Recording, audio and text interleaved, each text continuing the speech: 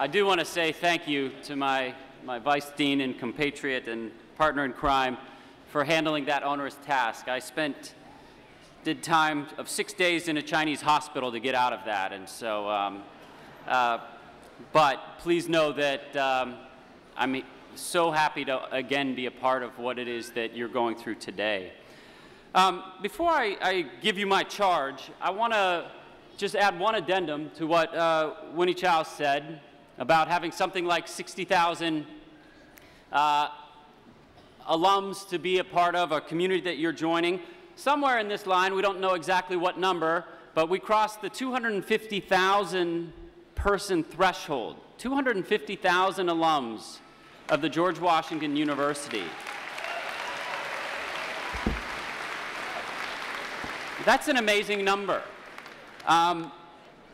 And it is something that you should really take seriously as a community that you're joining.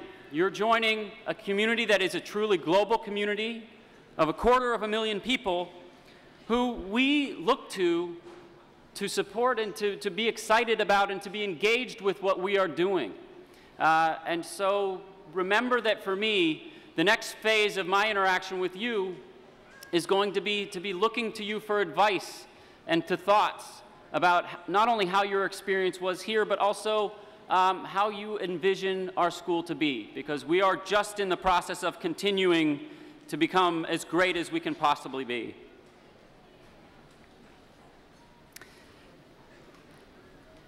Every family has an education story, a story that serves to inspire people around the transformative, and even in some sense, for some families, and it was maybe the case in my family, an almost mystical or transcendent value of education.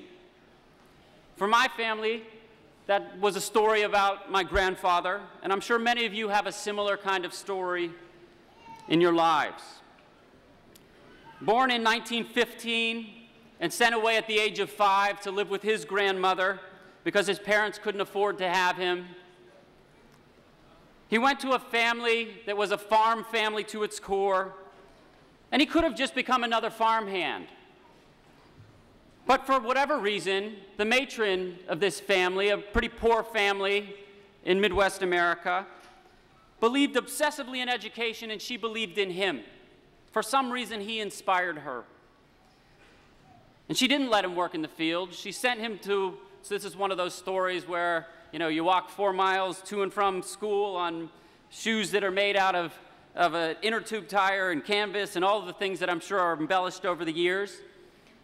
But it's also a story that maps very interestingly on to the transformation of higher education and the transformation of the American economy in the middle of this century.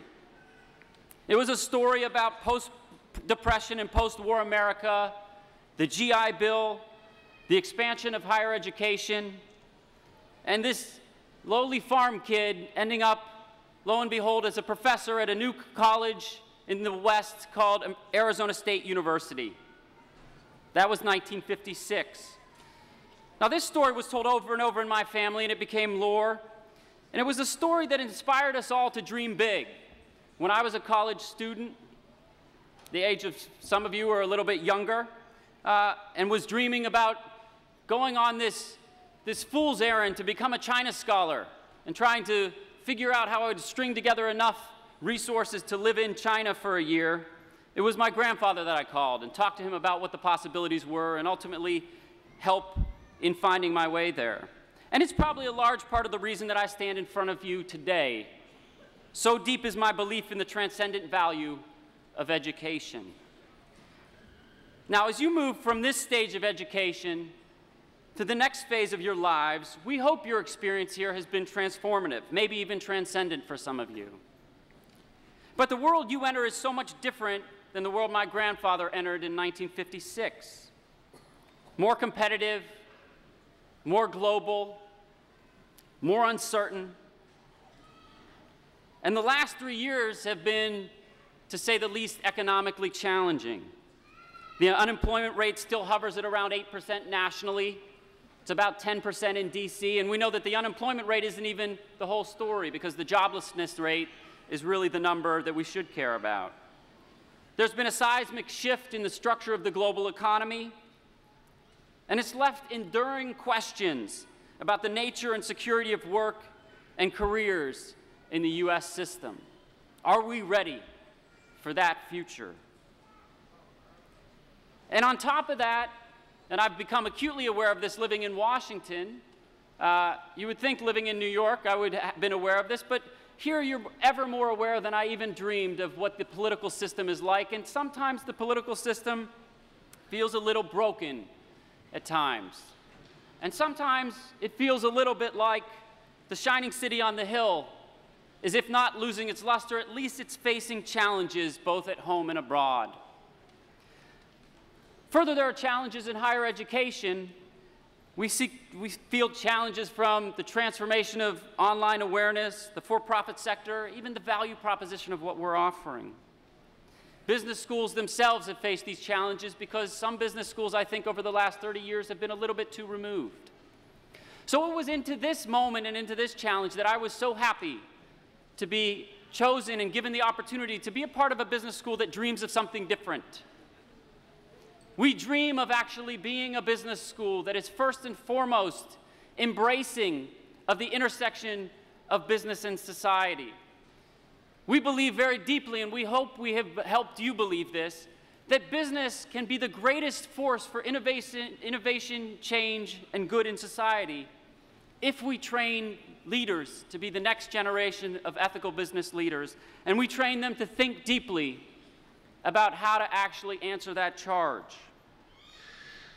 We believe very deeply in the pillars of that. We believe in things like globalization and going deep in countries around the world, and we wonderfully have one of the top-ranked international business departments in the country, and that was something that I was just so happy to come and be a part of as well. We believe in the pillar of citizenship and ethics. George Washington called for the creation of an institution of higher learning that trains citizen leaders of a new nation. Now, unfortunately, when he set that out in his will, the investment that he had invested in went bankrupt, and we didn't actually get the resources for that. But the idea lived on. The idea came to be manifest in this very campus and in the people that are sitting in front of me today. And we aspire to be a business school that takes seriously that responsibility in training the next generation of ethical and thoughtful leaders of the business community. But most importantly, and I know this from interacting with many of you that you've taken this to heart, is that we believe in deep engagement with the world. We believe in training a group of students who are very excited about the challenge of finding innovative solutions to global problems, of using business skills to actually answer the challenges of the world that sit out there for you and for so many of the people around the world that face them. We've been doing work in a number of areas like this, and whether you're a student who went off on a capstone after your first year in your MBA period and spent some time doing consulting for a nonprofit organization in Africa, or if you're a student who's actually worked with the DC government to bring business skills to high school students who need to learn about them, we honor and thank you for what you do. But I didn't realize before now, I think I started to realize it last year around this time, because graduation makes you think about these things. I didn't realize what this is really about. And so it's so nice to actually be a part of a moment with you so that I can actually reflect on and remember why we're all here.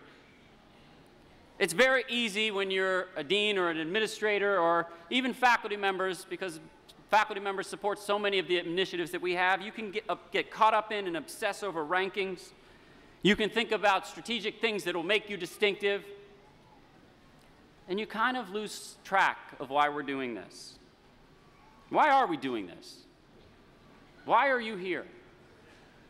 In my view, what I hope for you is that this is about passion. This is about passion for shaping the future, for changing the world in a way that really matters. It's about inspiration, the things that make you get up every morning and make you want to come to work or come to school or come to be a part of a group of people who believe in transformative things. It's about the drive to make a difference and believe that you can. You can change the world. And ultimately, it's about you. You students inspire me. You make this not just an abstract exercise about rankings or test scores or student satisfaction surveys. It is about the things that you have accomplished. So let me embarrass a few of you right now for a minute. And I apologize to all of you who I'm embarrassing. Andrew Seal.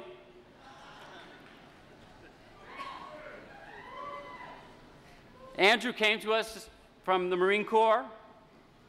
He was a Quick Clot Scholar, which is a very special scholarship that was endowed by the company of one of our board of advisors, Brian Herman.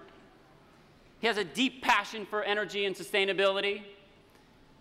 And he was just somebody who was constantly at my door. He's mad at me now. He's somebody who was constantly at my door, talking to me about what we should be doing and how we can be better. And I, of course, always said to him, that's a good idea. Why don't you go out and do that? And he did. He did it every stage of the road. We've been on this road together, and it's been an unbelievable thing. And it's been so inspirational to me because I realized that we're not doing this without him. He'll leave here and go work for GE Energy in the leadership program, and he'll be a leader in this space for years to come. Kirsten Gunderson, wherever you are, president of Net Impact, one of the largest chapters of Net Impact in the country, by the way. And if you've ever interacted with her, you know that her passion for the role of business in society and the ways that businesses can make a difference is just infectious. She, too, is going to work for a major corporation, Walmart, and we'll be working on the energy team there. Brian Duncan. When I first met Brian, I have to tell you, it was a remarkable moment. I don't know, I'm sure some of you second years remember that town hall meeting where you all beat me up. And I got a note from Brian, said he wanted to come talk to me, and I thought it was about sort of, you know, more complaints and more issues, but if you've ever met Brian, you know that that wouldn't be what it was about. And Brian just came by and he said, I just wanted to let you know, I think you're doing a good job. And we sat and talked. It was actually, I really needed it. It was a moment. And as I got to hear Brian's story, I just became fascinated by this individual who had become very deeply committed to Buddhism and had spent time in a Buddhist retreat for several years and had come to business school to actually find a way to build and run an organization more effectively. If you ever spent time with him, you know he's a special person. He's a soft, quiet charisma that no doubt comes from the connections of the things that he's passionate about. He's going to go off and spend a year traveling with Sakyong Mithram, the leader of Shambhala. What a great thing to actually think of for a business student. Then there's Leonard and Kamari Green, who actually took the charge of in a program that our own Dean Riddle set up called the 2+2 Mentor Program, a program that was conceived and thought of as a way to think about how the business school can engage with kids who are in great need in this city. And they've actually been operative in changing the life of a young student, DeAndre Lewis of Anacostia, who I think, if I understand the reports that I've heard back about this, that this was an individual who wouldn't have known 2 years ago before he met them that he would be enrolling in Langston College in Oklahoma. And then there's one person that it gives me great sadness to mention, but I want to take a moment to think about. I didn't know Ben Gupta, actually. He passed away during this year. And it's one of the things you need to do as a dean is to kind of learn about people and show up at events.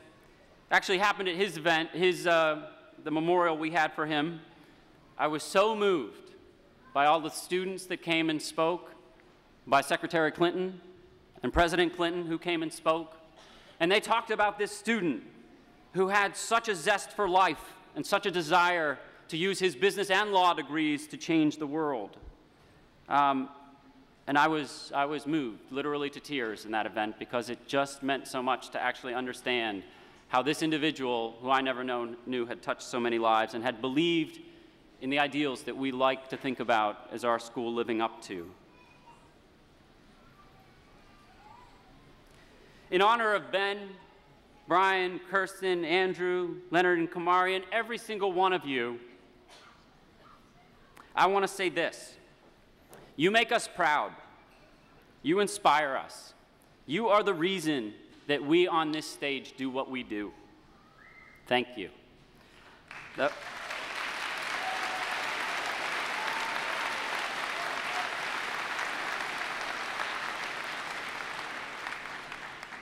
Now, the world we live in today is quite different than the one my grandfather grew up in. It's more turbulent, more competitive, more uncertain, but the paths to success are the same. So find your passion. Pursue it. Go forth and make a difference. Go forth and change the world, and we will continue to be inspired by you. Thank you very much.